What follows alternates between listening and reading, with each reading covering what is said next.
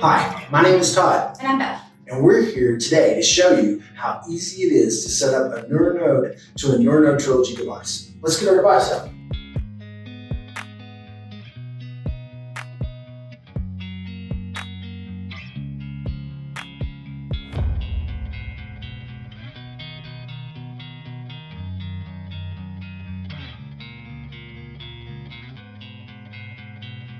All right, Beth, here we have our NeuroNode Trilogy.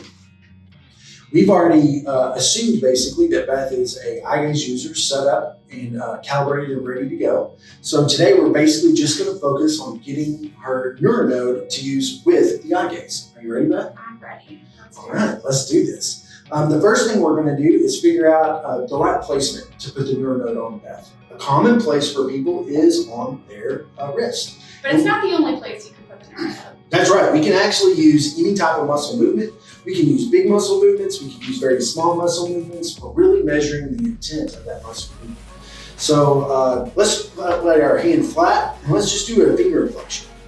If you'll notice when we do a finger inflection, you actually can visually see where that muscle is moving.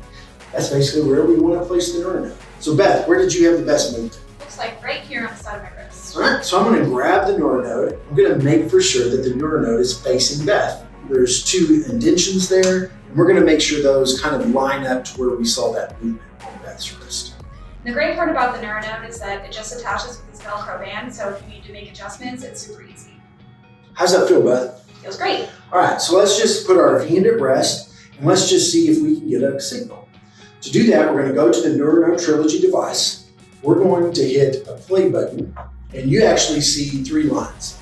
The blue line is going to be her actually making a switch. The amber line is going to be her at rest, and we have to go her signal above the green to actually make that switch. So we can see she's at rest, clearly, because the blue line is below the amber line. Let's actually try to make a switch. Are you ready? I'm ready. Let's do it. Perfect. Hey, look at that. Do you hear the beep? The beep means that Beth made a switch. And on the graph, we can see that because her blue line is going above the green line to show us that, and then back down to rest. Let's show them a few more times. Beth, you were successful in making a switch. But what if you weren't successful? What are some changes that we could make really quick to help you be successful?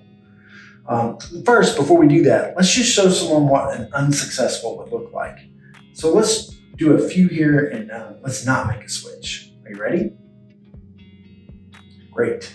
You can see here 2 or 3 lines where Beth was over the red but not over the green, which means she was not successful in making a switch.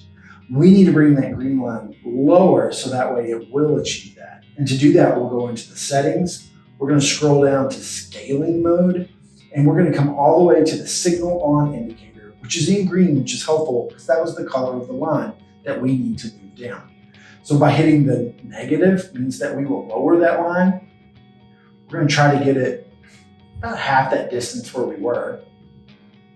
We're going to say okay. And when it cuts back, you'll see the line is dramatically lower. So Beth, let's try again to see if you can hit a switch. Awesome. So she actually was able to go above. We heard the audible tone. Let's see if we can get 2 in a row. You're a rock star. Perfect. So Beth's actually ready to go. So I actually can create a profile for her by hitting save. Typing her name so I can remember that this is the best settings for Beth. We could have made changes if we needed to. Perfect. So now we're actually ready to go into the speech software. Let's go into grid 3. Once we're in grid 3, we're going to actually select the Control Bionics Trilogy user. That's meaning that Beth's going to be using both her eyes and her switch. We're going to go into the Super Core 30 pages, and I'm going to ask Beth, hey Beth, how are you feeling today? Happy. I'm happy. Great, I'm happy too. So what about, let's try something else. Can you hit the clear button and go back home? What do you want for lunch? I want takeout. I want takeout.